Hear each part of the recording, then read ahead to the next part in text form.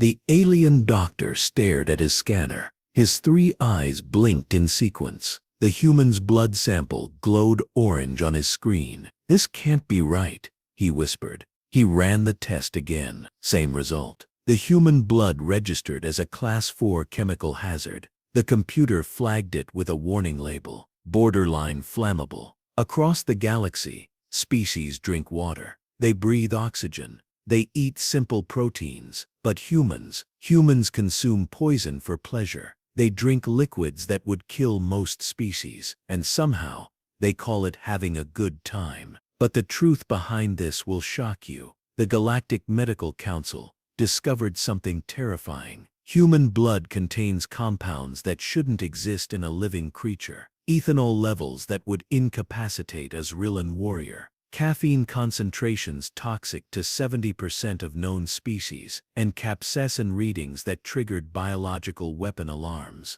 Here's what they found. First, humans intentionally poison themselves daily, and their bodies adapted to survive it. Second, what humans call food would be classified as chemical warfare on 16 different worlds. And third, the human immune system doesn't just fight disease, it fights everything, including the human's own choices. This isn't science fiction. This happened last year at the Andromeda Medical Station. When Commander Jake Morrison walked into the med bay for a routine physical, he had no idea his blood test would shut down 3 lab facilities. The results sparked a council-wide investigation. They needed answers. How did humans survive their own biology? Why did evolution create a species that thrives on toxins? And most importantly, what else were humans capable of? Let me show you exactly how this happened. The year was 2247. Humans had been part of the Galactic Federation for 12 years. They served on mixed-species crews. They traded goods across star systems. They seemed mostly normal. Mostly.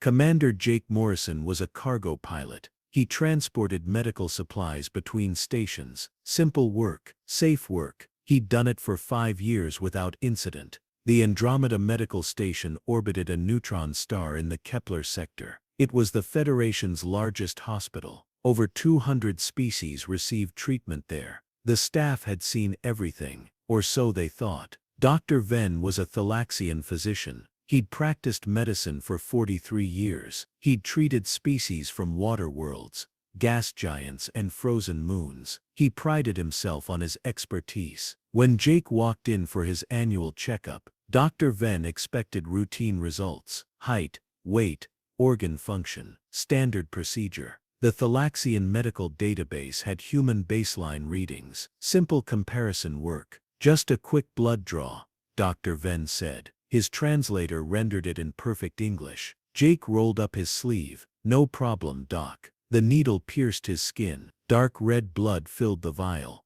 Dr. Venn labeled it and loaded it into the analyzer. He'd run this test 10,000 times. The machine hummed for 30 seconds. Then it beeped. Not the usual soft tone. A loud, urgent beep. Dr. Venn checked the screen. His eyes widened. The analyzer had flagged the sample. Multiple warnings appeared in Thalaxian script.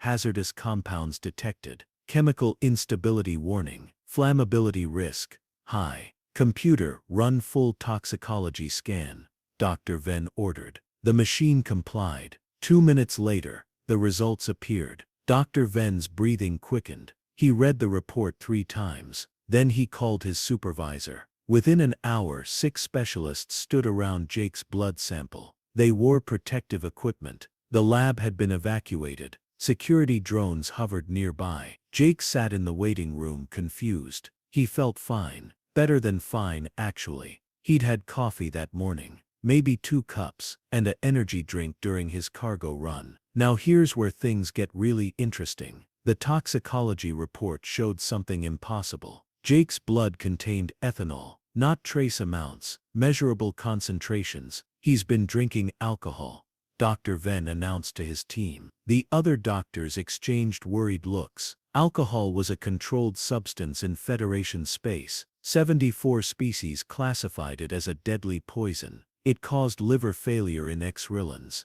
It dissolved pleuthary tissue. It triggered seizures in Venusian delegates. We need to start emergency detox, one doctor said. Wait, Dr. Venn held up his hand. Look at his other vitals. The team examined the screens. Heart rate normal, liver function normal, brain activity normal, neurological response actually above average. He's not dying.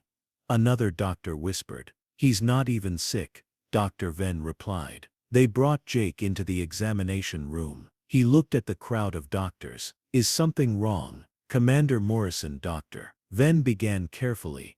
Have you consumed any toxic substances recently? Jake thought for a moment. I had whiskey last night, 2 glasses, and beer with dinner. Why? The room went silent. 2 glasses, as in multiple doses, voluntarily consumed. You drank ethanol on purpose? Dr. Venn asked. Yeah, it was Friday. Jake shrugged. Wait, is alcohol illegal here? It's not illegal, Dr. Venn said slowly. It's lethal. To almost everyone. Jake laughed. The doctors flinched at the sound. Alcohol lethal. Doc, humans have been drinking alcohol for thousands of years. Dr. Venn pulled up a comparison chart. He showed Jake the lethal dosage for 10 different species. For a thalaxian, 0.03 grams per kilogram of body weight would cause organ failure. For humans, Jake's blood showed 0.8 grams per kilogram. You have 27 times the lethal dose in your system, Dr. Venn explained. For my species, you'd be dead.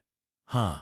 Jake said. I'm not even buzzed anymore. That was 12 hours ago. The implications hit the medical team like a shockwave. Humans didn't just survive alcohol. They processed it. They metabolized it. Their livers broke it down into harmless compounds. And then they did it again, repeatedly, for fun. But the ethanol wasn't the shocking part. Dr. Venn scrolled through the rest of the report. He found caffeine. Lots of caffeine. Commander, did you consume any stimulants today? Just coffee, Jake replied. And an energy drink. Maybe 2. I had a long rote. Dr. Venn calculated the numbers. Jake had consumed 400 milligrams of caffeine. For a Tsrillan warrior weighing twice as much as Jake, 50 milligrams would cause cardiac arrest. You took 8 times the lethal dose of a military-grade stimulant, Dr. Venn said flatly. That's pretty normal for a Tuesday, Jake answered.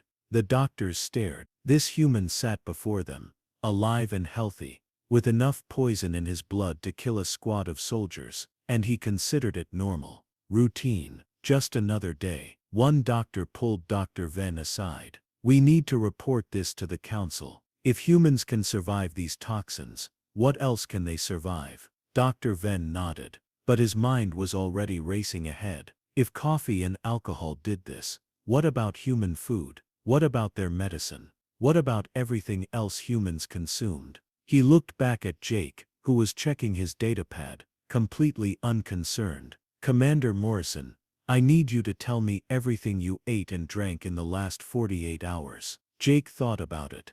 Sure, Doc. Where do you want me to start? But if you think that's crazy, wait until you hear this. Jake described his last 2 days. The medical team recorded every word. With each item their concern grew. Monday breakfast was eggs and hot sauce. Jake began. Dr. Venn interrupted. Define hot sauce. You know, spicy pepper sauce. Jalapeno-based. Maybe 30,000 Scoville units. The translator struggled with Scoville units. Dr. Venn looked it up. His eyes widened. Scoville units measured capsaicin concentration. Capsaicin was the compound that made peppers spicy. Capsaicin was also a chemical irritant, a weapon. The Federation used capsaicin-based compounds for riot control. A dose of 5,000 Scoville units would incapacitate most species for hours. Jake had eaten 6 times that amount. On his breakfast. Continue, Dr. Venn said weakly. Lunch was Thai food. Pad Thai, extra spicy. Dinner was Indian curry. Vindaloo level heat. The translator provided context. Vindaloo curry registered at 100,000 Scoville units. That was military-grade chemical deterrent. Jake had eaten it voluntarily. He'd paid money for it. Did you experience any pain? Another doctor asked. Oh yeah, it burned. Jake smiled. That's the point. It feels good. The medical team exchanged glances. Pain felt good to humans. They sought it out. They paid for it. This was beyond unusual biology. This was concerning psychology. But Dr. Venn noticed something else in the blood work. "Commander, do you take any medication?" "Just my daily vitamins," Jake answered. "And sometimes ibuprofen for headaches." Dr. Venn searched the human medical database. Ibuprofen, a common human pain reliever, non-steroidal anti-inflammatory drug, standard dose, 400 milligrams. He checked the toxicity data for other species. For Venusians, ibuprofen caused immediate kidney failure. The lethal dose was 50 milligrams. Humans took 8 times that amount regularly. "You consume kidney toxins for minor pain?" Dr. Venn asked. "It's just ibuprofen, doc. You can buy it anywhere." The pattern was becoming clear. Humans didn't accidentally ingest toxins. They deliberately consumed them. They'd built entire industries around it.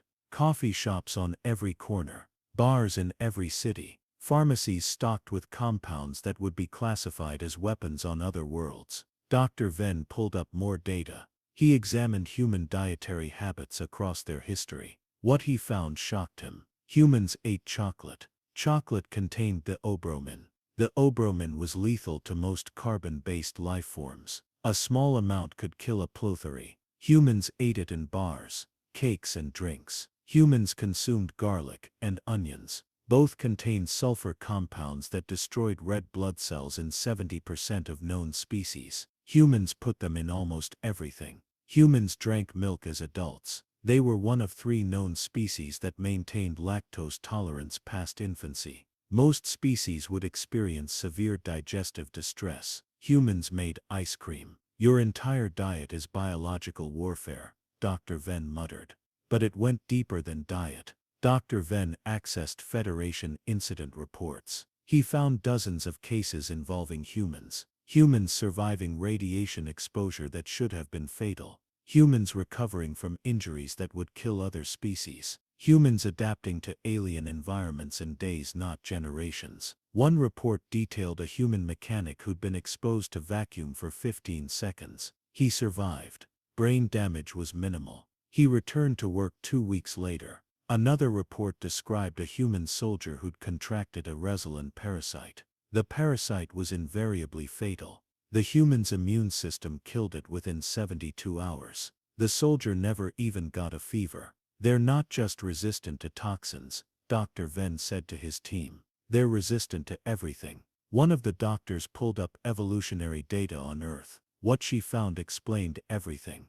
"This brings us to the most shocking discovery of all." Dr. Sherry, a Venusian xenobiologist, presented her findings. "Earth is a death world." The other doctors looked confused. Death world was a classification. Category 12 on the habitability scale. Planets with extreme conditions, high gravity, toxic atmosphere, lethal wildlife. Planets where evolution was a constant battle. Only 8 known death worlds had produced intelligent life. Humans were the first to join the Federation. "Look at Earth's history." Dr. Sherry displayed a timeline. 5 mass extinction events. Each one killed over 70% of life on the planet. The team watched in horror. Asteroid impacts, volcanic eruptions, ice ages, climate shifts. Earth had tried to kill its own life repeatedly, and life kept coming back. "Humans evolved in this environment," Dr. Sherry continued. "They didn't just survive, they thrived." She showed examples. Early humans hunted megafauna, animals 10 times their size. They used primitive weapons against creatures with armor, teeth and claws. They won. Early humans migrated across continents. They walked through deserts. They crossed frozen tundras. They climbed mountains. They sailed oceans. No other species attempted this until they developed advanced technology. Early humans ate everything. Literally everything. If it didn't immediately kill them, they tried cooking it. If cooking worked, they called it food. They domesticated fire to expand their diet options. "Earth has more toxic plants than any other known world," Dr. Sherry explained. "Humans learned to identify them through trial and error." Trial and error. Meaning some humans died testing foods. The survivors remembered. They taught others. They built knowledge through casualties. But it went beyond survival adaptation. Dr. Sherry showed genetic data. Human DNA contained unusual sequences, markers that suggested multiple evolutionary pressures. Humans interbred with other hominid species, she said. Neanderthals, Denisovans, possibly others. They absorbed genetic traits from each group. This was unheard of. Most species evolved linearly. Humans had absorbed their competition. They'd taken the best traits from multiple evolutionary branches. Their immune system reflected this. Human immune systems were hyperactive. They attacked viruses. They attacked bacteria. They attacked parasites. They attacked pollen. They attacked their own tissue if they detected any abnormality. Autoimmune disorders are common in humans, Dr. Sherry noted. Their immune systems are so aggressive they sometimes attack healthy cells. This explained the toxin resistance. Human livers evolved to filter everything. Human kidneys processed massive volumes of waste. Human digestive systems could break down compounds that most species couldn't touch. But the most shocking revelation came from their brain chemistry. Dr. Sherry displayed neurotransmitter data. Human brains produced dopamine in response to danger. Fear triggered pleasure centers. Stress activated reward systems. Humans are biologically programmed to enjoy risk, Dr. Sherry said. They seek out dangerous situations. They call it thrill-seeking. This explains so much. Humans volunteered for hazardous jobs. They participated in extreme sports. They explored unknown regions of space. They did it because it felt good, Dr. Venn looked at Commander Morrison through the observation window. Jake was chatting with a nurse, laughing about something, completely unaware of the paradigm shift happening in the next room. So humans aren't poisoning themselves, Dr. Venn said slowly. They're just consuming normal human foods and drinks. Correct, Dr. Sherry replied. What we consider toxic is what they consider normal, and their blood is actually flammable. Dr. Sherry pulled up the chemical analysis. With his current blood alcohol content and the presence of various organic compounds, yes, if exposed to sufficient heat and oxygen, Commander Morrison's blood could technically ignite. The room went silent. Every doctor processed the implications. So what does all this mean for us today?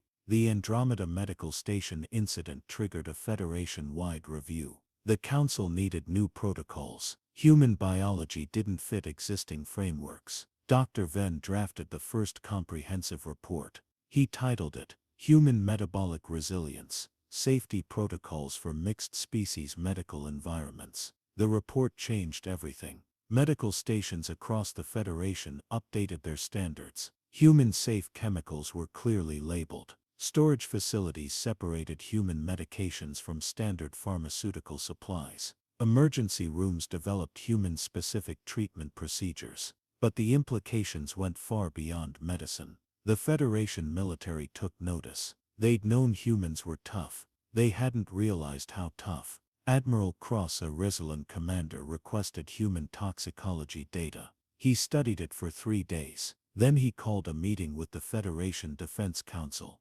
We've been underutilizing human personnel, he announced. They can survive in environments that would kill our other soldiers. The data supported his conclusion. Humans could operate in high radiation zones longer than any other species. They recovered from injuries faster. They adapted to alien pathogens quicker. They maintained combat effectiveness under conditions that would incapacitate other troops. The Federation began recruiting more humans for hazardous assignments. Deep space exploration, toxic world reconnaissance, high-risk rescue operations, jobs that required biological resilience. Human volunteers stepped up. They always did. Because danger activated their reward systems. Risk felt good to them. But this revelation raised uncomfortable questions. If humans were this resilient, what else could they do? What were their limits? Did they even have limits? Dr. Venn continued studying human biology. He examined athletic performance data. The numbers shocked him. Humans could run for hours. Ultra-marathon runners covered 100 miles without stopping. No other species could sustain that output. Humans could hold their breath for minutes. Free divers reached depths of over 200 meters. Their bodies adapted to pressure that would crush most species. Humans could survive temperature extremes. They lived at the equator and the Arctic Circle. They adapted to both. They built civilizations in deserts and on ice caps. They're not just survivors, Dr. Venn wrote in his journal. They're persistence predators. Evolution designed them to outlast everything. This explained human military tactics. Other species fought with overwhelming force. They struck hard and fast. Humans fought with endurance. They could sustain operations longer than any enemy expected. They just kept going. The Federation had been at peace for over a century. But Alliance leaders noticed the pattern. Humans were natural soldiers, not because they were violent, but because they were built for conflict. This made some species nervous. The Thalaxian delegation raised concerns at the council. Humans are biological weapons, one diplomat argued. We should monitor them more closely.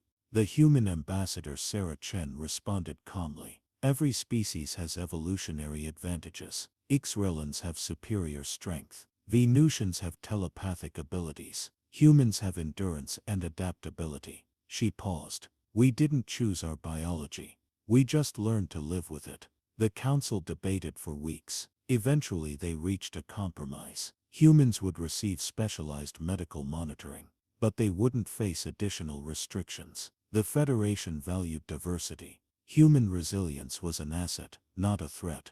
Dr. Venn agreed with the decision. He'd spent months studying humans. He'd interviewed dozens of them. They weren't dangerous. They were just different. But one thing bothered him. He'd examined hundreds of toxicology reports from human subjects. He'd seen patterns. Humans with high caffeine tolerance. Humans with alcohol resistance. Humans who consumed massive amounts of capsaicin. They were all adapting, getting stronger, building tolerance. Each generation pushed the limits further. Before we wrap up, there's one final thing you need to know. 6 months after the Andromeda incident, Dr. Venn received a message. Commander Jake Morrison had been reassigned. New posting: the Frontier Survey Corps. The Frontier Corps explored uncharted space. They investigated potentially hazardous worlds. They made first contact with unknown species. It was the most dangerous job in the Federation. Of course humans volunteered for it. Dr. Venn looked up the Frontier Corps roster. Over 60% human. The rest were species known for environmental resilience. But humans dominated the ranks. He understood why now. Humans weren't just resistant to toxins. They were curious. They wanted to explore. They needed to push boundaries. It was in their biology. But Dr. Venn had discovered something else in his research. Something he'd only mentioned to Dr. Shuri. Something that kept him awake at night. Humans were still evolving, rapidly. He'd compared genetic data across human generations. Changes were occurring faster than normal evolutionary timelines. Humans born in zero gravity developed different bone density. Humans raised on high radiation worlds showed increased DNA repair mechanisms. Humans exposed to alien pathogens developed new immune responses, and they passed these traits to their children. Genetic adaptation in real time.